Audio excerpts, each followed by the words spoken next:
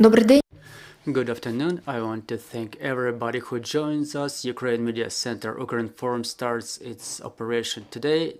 My name is Olga Atamanova and it's year 9 of the war and day 268 of the heroic resistance of the Ukrainian people. Our brief schedule for today is as follows: 12:30. Joining us in person will be Alona Lunova, Advocacy Manager at Zmina Human Rights Center, and we will talk about the experimental procedure for issuing certificates for the return of the Ukrainians who were forcibly deported to the Russian Federation. At 2:30, joining us in person will be Genduz Mamedov, expert on national and international criminal law, candidate of law, Deputy Prosecutor General in 2019-2021, and we will discuss the resolution of the court, the yesterday's resolution, as to the shutdown MH17 Malaysian Boeing at 1500. We will have Alexander Harchenko join us, the director at the Energy Industry Research Center, and we'll talk about the current situation with the power supply in our country.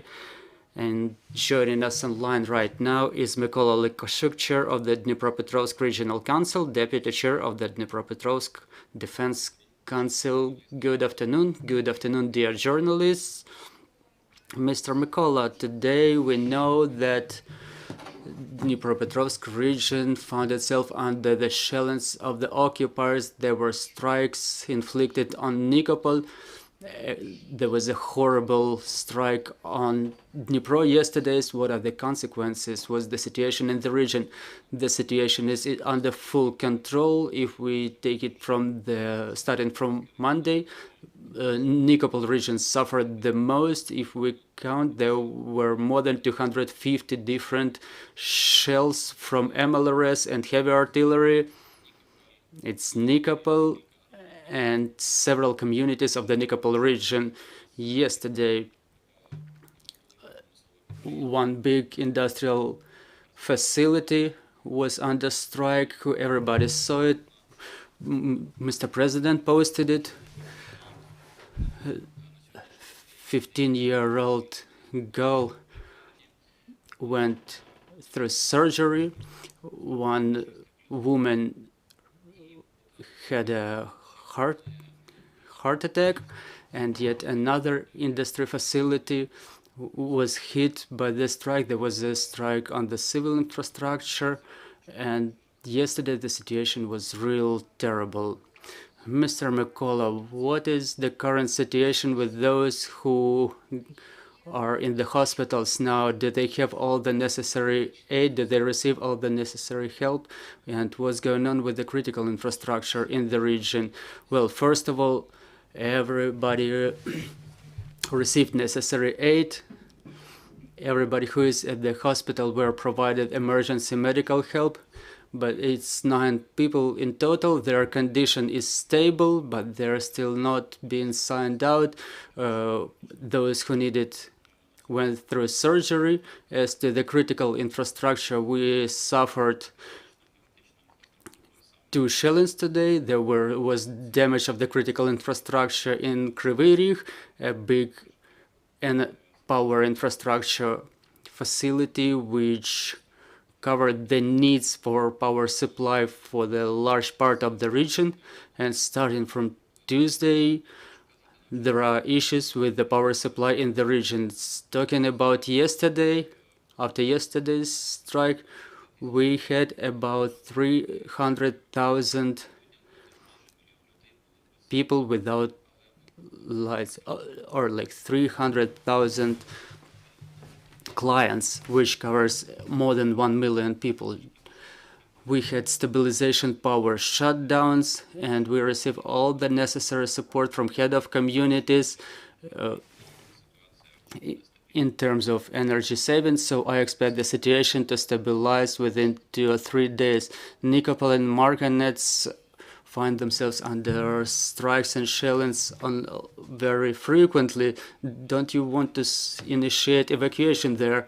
We're communicating with the mayor of Nikopol on a daily basis. It's a big industrial city There are very big, powerful industrial facilities which keep operating even under strikes. People receive their salaries there, which is relatively high. Some of them receive 20,000 hryvnias, so the lowest rate is about 14,000 hryvnias. So that's why, as of today, everybody takes care of tomorrow to have something to survive tomorrow.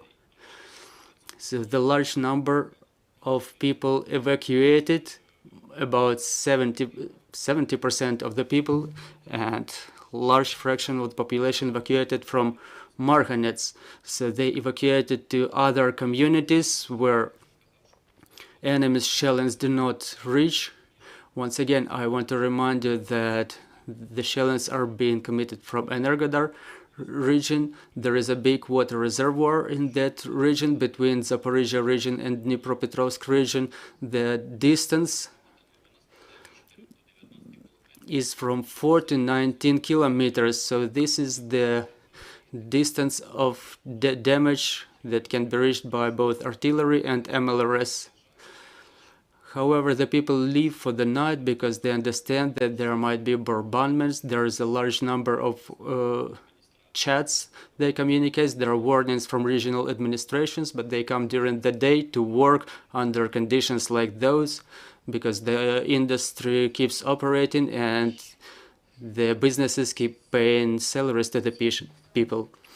What about the situation with counter-sabotage measures? We know that such measures are being taken in Dnipropetrovsk region.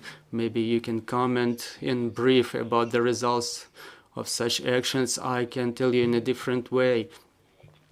The security service of Ukraine in Dnipropetrovsk region works on a very large scale, but comments as to their operation should come from them, because during this war we can see that within the last month this work is very intense. Regarding the internal refugees, we know that Dnipropetrovsk region became a shelter for many people who were forced to leave their houses, their dwellings. What are the problems you're facing in this regard? We see that the dynamic is about 5,000 people who were listed in the social services. We had 365, so in total it's 370 now. And in my opinion, those are the people who did not register previously, but now they register in order to receive the payments from the government. So people do not leave the region. And the current dynamic is plus 5,000 because, just like I mentioned, Nikopol, Kamensk, Kryvyi Rih, and Pavlograd are big industrial centers, not of only our region, but now that the major part of the country is destroyed, the people stay specifically in this region, in Dnipropetrovsk region. Dear colleagues, your questions. Good afternoon, Olga Panasenko, Ukrinform. Can you please specify?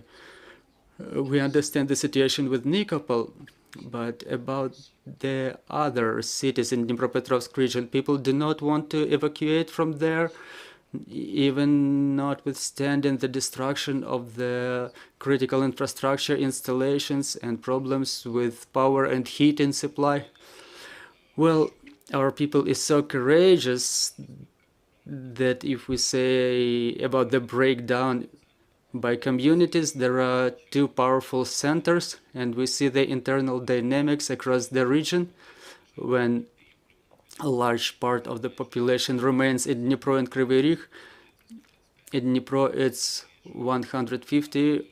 There was 150,000. Now it's 135,000. So people keep coming back. On Tuesday, after the rocket strikes, 4 coal mines remained without power supply. There was a rescue operation to rescue 446 miners, but the very next morning they came to work again. And the same situation with all the businesses, all the industry facilities which were hit by the rockets. National Police and Emergency Service provided the permit for work, and people come back to work again. Mr. Mykola, what about the heating supply? Did you make it launching the heating supply across the whole region? Well, we have heating for several weeks already. Like last week, we had a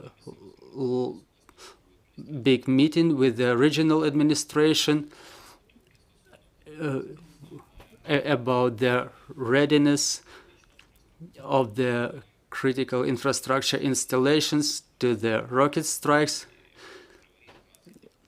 The representatives of Kryvyi Rih Gas and Dnipropetrovsk Gas and DTEK were present at the meeting. So those are the enterprises who provide power and heating supply for our citizens. So the region is ready. We have plans of measures developed with regard to the situation of how the water supply is provided in terms of shutdowns. All our hospitals are connected to the generators. We have the generators deployed. So when there were power shutdowns yesterday and the day before, and on Tuesday, all the socially important installations like hospitals, they have power supply. The plan is developed even for the critical time.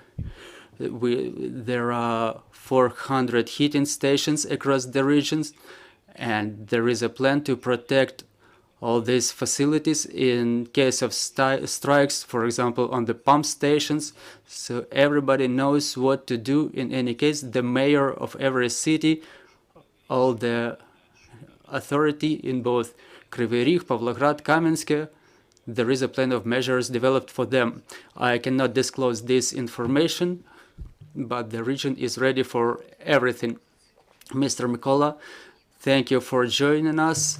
Dear colleagues, I want to remind you, we had Mykola Lukashuk join us, the chair of Dnipropetrovsk Regional Council. Our next briefing is at 12:30. Bear with us.